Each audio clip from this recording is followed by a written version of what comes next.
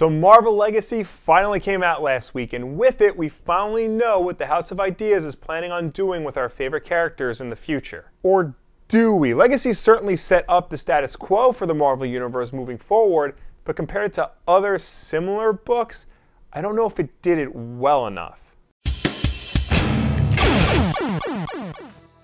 Now, yes, there will be spoilers for Marvel Legacy, which came out a week ago and was pretty much already spoiled well before it came out. But if you still haven't read it and you still want to know what happens, maybe turn off this video and come back when you're done. Also, before we move forward, let's just get this out of the way.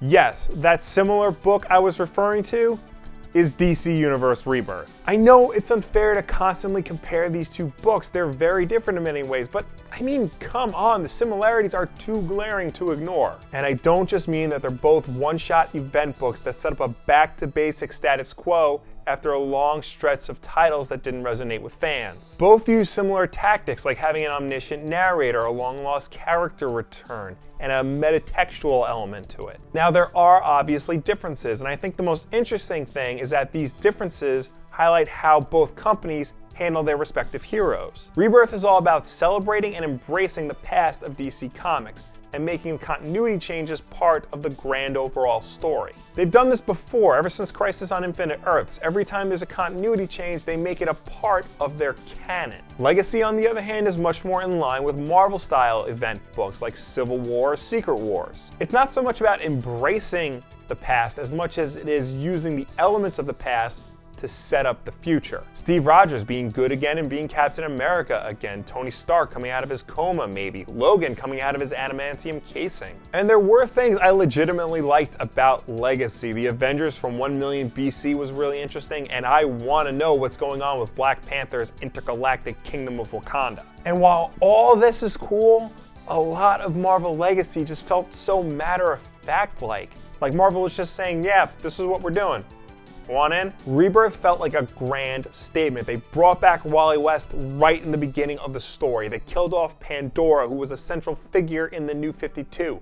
The Watchmen references, for God's sake. Something you never thought you'd see in your lifetime actually happening right in front of your eyes. To me, Legacy didn't feel like that. It felt like just another Marvel story, another cog in the machine. Now, yes, Wolverine's return was very cool, but it didn't impact the story the way Wally West's return did. It really could have been anybody in that role. It could have been Tony Stark, it could have been Bruce Banner, hell, it could have been Black Widow, which arguably would have been a bigger deal, and it all would have felt the same. As for the big reveal at the end that Valeria Richards was the narrator and watching over Earth this whole time, well, that was it. There was no promise that Valeria, her brother Franklin, or her parents, Sue and Reed Richards, were going to return, just that they're still around. And as good as the Johnny Storm and Ben Grimm scene was, it wasn't a promise that the Fantastic Four that we know is coming back. It was just acknowledgement to us as the audience that Marvel is going to keep their spirit alive.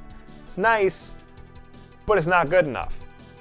Bring back the Fantastic Four. Also, it felt kind of incomplete. There was no mention of Spider-Man at all, either Peter Parker or Miles Morales. This is Marvel's biggest character, and they just didn't include him. And no Inhumans. Marvel spent years ramming them down our throats, and yet they don't find a way to include them in their new status quo shake-up book. That's not to say Rebirth included every single character of the DC Universe, but they did find ways to showcase their important players and what they're going to be doing going forward. Overall, Rebirth felt like DC actively wanting to try and fix the perceived problems with their lineup, whereas Legacy feels more like Marvel trying to fix things out of some sort of obligation.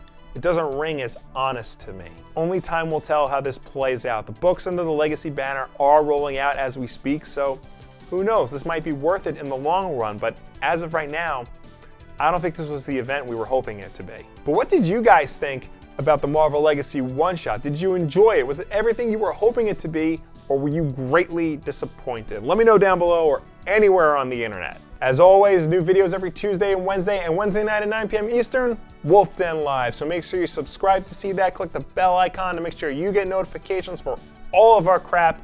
Like this video and share it with a friend who wants to know what the deal is with Marvel Legacy. Thank you all for watching. I will see you next time.